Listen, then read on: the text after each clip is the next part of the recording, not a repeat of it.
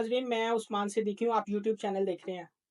नाजरीन, टीम मैं बोलूँगा और हमारे इस चैनल का मकसद ये था कि जहाँ पे भी जुल्म, ज़बरदस्ती, ज़्यादती, नाइंसाफ़ी होगी, वहाँ हम जाएँगे, हम मज़लूम की आवाज़ बनेंगे, हम ज़ालिम से सवाल करेंगे और ऐवान बाला से इंसाफ़ का सवाल करेंगे और जवाब लेंगे और आवाज़ बनेंगे मज़लूम की।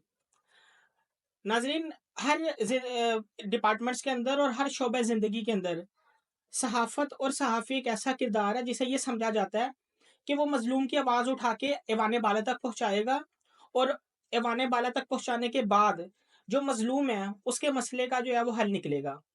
अब इस बीच के अंदर तमाम तर जो एक रोल है वो सहाफ़ी अदा करता है।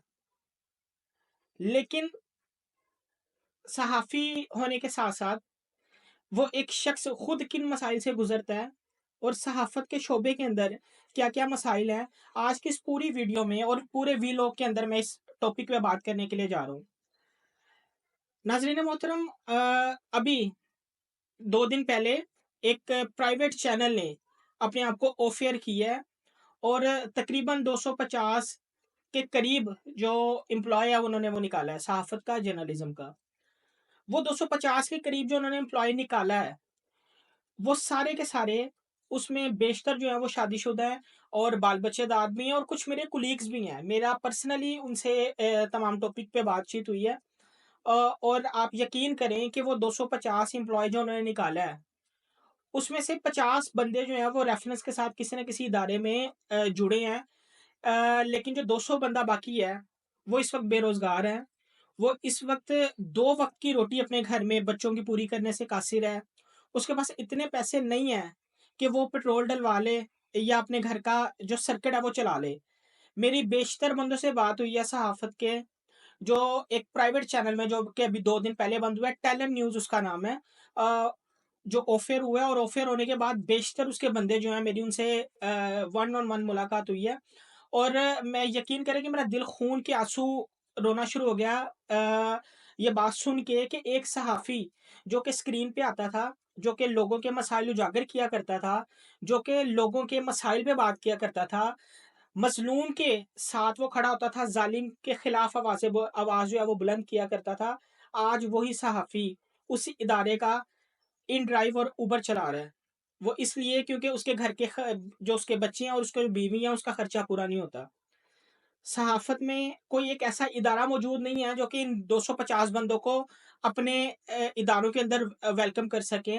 नए तो चलें दूर की बात है, जो नए तालिबे इल्म हैं सहाफ़त के वो तो रुल ही रहे हैं। लेकिन जो ये जो एक्सपीरियंस लोग थे 250 की टीम थी, इसमें से 200 बंदे ऐसे हैं जो आज सड़कों पे रुल रहे हैं और अब से चंद दिनों बाद ईद आ जाएगी और आप यकीन करें, मैं पर्सनली इस बात का गवाह हूँ कि ये 200 बंदे जो हैं वो ईद के लिए इनके पास ना कोई शॉपिंग के लिए पैसे हैं, ना ही अपने बाल-बच्चों के लिए कपड़े खरीद सकते हैं। अ, मैं बड़े दुखी दिल के साथ ये बात कहना चाह रहा हूँ कि बेशतर ऐसे बंदे हैं जो कि ज़कात के हकदार हैं। सफ़ेदपोश लोग हैं, ज़कात के वो लोग हकदार हैं और माली तौर पे शदीद मुश्किलात का शिकार हैं। अब इस सब के पीछे, इस ज़ुल्म के पीछे आखिरकार है कौन? सहाफ़त में जिस तरीके से एक शोबे को ख़राब किया गया है, जिस तरीके से इस सहाफ़त को निस्तो-नाबूद और तबाह किया जा रहा है, इसके पीछे है कौन?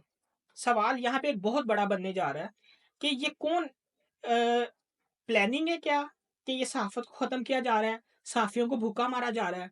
कहाँ पे है वो तंज़ीमें जो कि सहाफ़ियों के हक़ में बात किया करती थीं?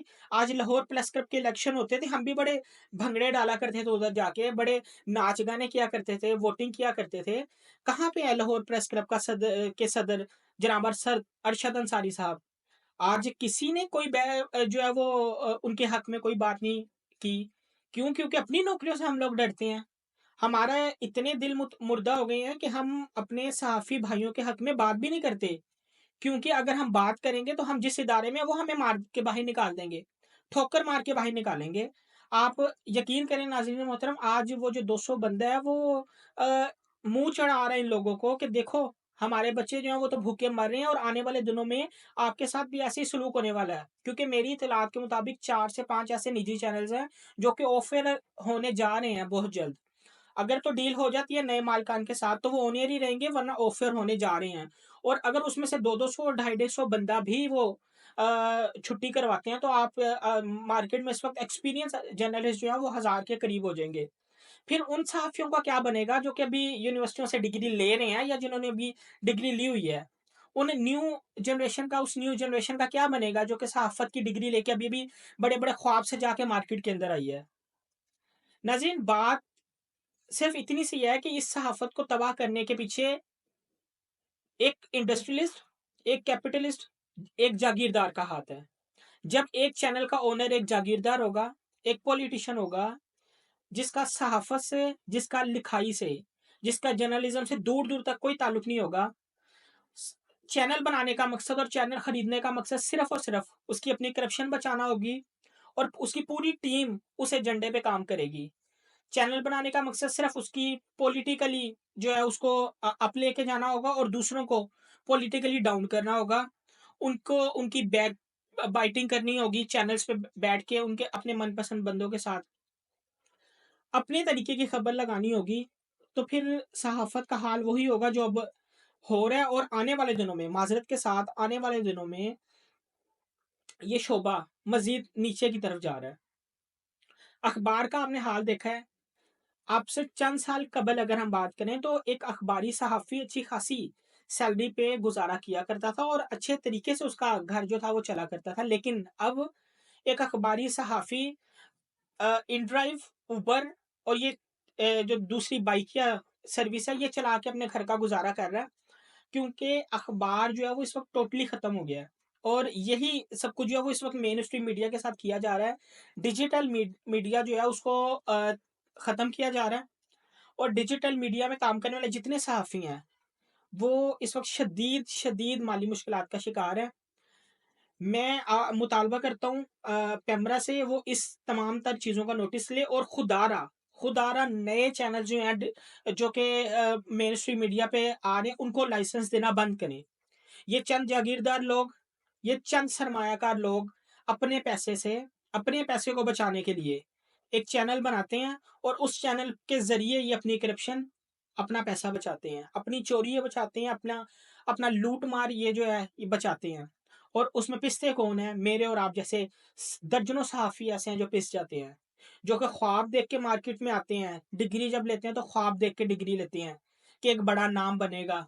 स्क्रीन पे आएँगे, लोगों के मसाइल पे बात करेंगे। लेकिन जब चैनल के अंदर जाते हैं, तो चैनल की पॉलिसी के तहत काम करना पड़ता है। अगर आप काम नहीं करते तो उठा के बाहर फेंक देते हैं वो।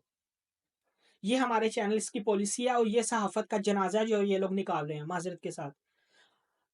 आज इस पूरी वीडियो में मैंने सिर्फ़ और सिर्फ़ शिकार होने वाले सहाफ़ियों की बात की है। मैं खुद भी इस चीज़ का शिकार हूँ। मैं इस ज़ुल्म का शिकार हूँ। मैं इस सिस्टम का शिकार हूँ जो कि ज़ालिम चला रहे हैं। बस सवाल ये है कि इस ज़ुल्म के खिलाफ बात कहाँ की जाए? कोई आपने देखा होगा एक मेन स्ट्रीम मीडिया पे किसी एक सहाफ़ी ने ये बात की हो कि जो गुज़िश्ता रोज़ चैनल बंद हुआ है उसके सहाफ़ियों क का मुस्तकबिल क्या है? वो बच्चे वो कहाँ जाएँगे जिनके बाप जो हैं वो उनको नौकरी से निकाल दिया गया और बिना नोटिस के नौकरी से निकाला गया है। ईद सर पे है। बच्चों ने तो बड़े ख्वाब देखे थे कि बाबा के साथ जाके शॉपिंग करेंगे, बाबा नई चीज़ दिलवाएँगे, नए कपड़े दिलवाएँगे। लेकिन उस बाबा के दिल पे क्या गुज़र रही होगी, जिसको जब वो सुबह दफ्तर गया तो उसको ये कहा गया कि आज चैनल ऑफ एयर हो रहा है, आप घर जाएँ। पता नहीं उसके वाजिबात भी दिए होंगे कि नहीं, पता नहीं उसकी पिछली सैलरी दी भी होगी कि नहीं। ये एक बहुत, बहुत दुःख की बात है और आप यकीन करें कि ये वो ज़ुल्म है कि इसके खिलाफ कोई बोलना पसंद ही नहीं कर रहा। जो लोग बैठे आपको मेन स्ट्रीम मीडिया पे नज़र आते हैं या जो आपको ग्लैमर और शाइन आपको मीडिया की नज़र आती है, ऐसा हरगिज़ नहीं है। इसकी रूट्स बिल्कुल अलग हैं। जो स्क्रीन पे आपको नज़र आता है, वो ऐसा बिल्कुल भी नहीं है। मीडिया के अंदर के हालात बिल्कुल डिफरेंट है। उसकी वजह मीडिया मालिकान है, माज़रत के साथ। जब मीडिया मालिकान एक मीडिया मालिकान का क्या तुक है कि वो वज़ीर आला निगरान वज़ीर आला लगे और निगरान वज़ीर आला लगने के बाद वो गैर मुंतखब होके एक गैर मुंतखब बंदा आपके मेरे जैसा हलफ़ ले सकता है जाके वज़ीर-ए-आज़म हाउस में? नहीं ले सकता। हमारी नस्लें हलफ़ नहीं ले सकती, हमारी नस्लें वज़ीर नहीं बन सकती। लेकिन एक गैर मुंतखब बंदा जो है वो अ, वज़ीर दाखिला का उसने हलफ़ लिया है। अब उसके बाद वो सेनेटर मुंतखब होगा, उसके बाद फिर वो परमानेंट वज़ीर दाखिला बनेगा, गवर्नमेंट का हिस्सा बनेगा। लेकिन क्या उसको ये नहीं पता कि उसके चैनल के अंदर क्या मामला था सहाफ़ियों के साथ? उसके चैनल के अंदर किस तरीके से नाइंसाफ़ी हो रही है? किस तरीके से किस तरीके से क्या मामला था उनके? कम से कम उजरत 32,000 जो आपने फ़िक्स की है, क्या वो मीडिया चैनल्स पे नहीं लगती? मीडिया नुमाइंदगान को नहीं लगती कम से कम 32,000 की उजरत? वो खुदारा कोई 32,000 ही सैलरी दे दो। कम से कम 32 का तो स्टार्ट दे दो, 32,000 का। किसी सहाफ़ी का घर चल जाए, उसके बच्चे भूखे ना रोएँ। खुदारा खुदारा हम पे रहम करें, खुदारा हम पे रहम करें।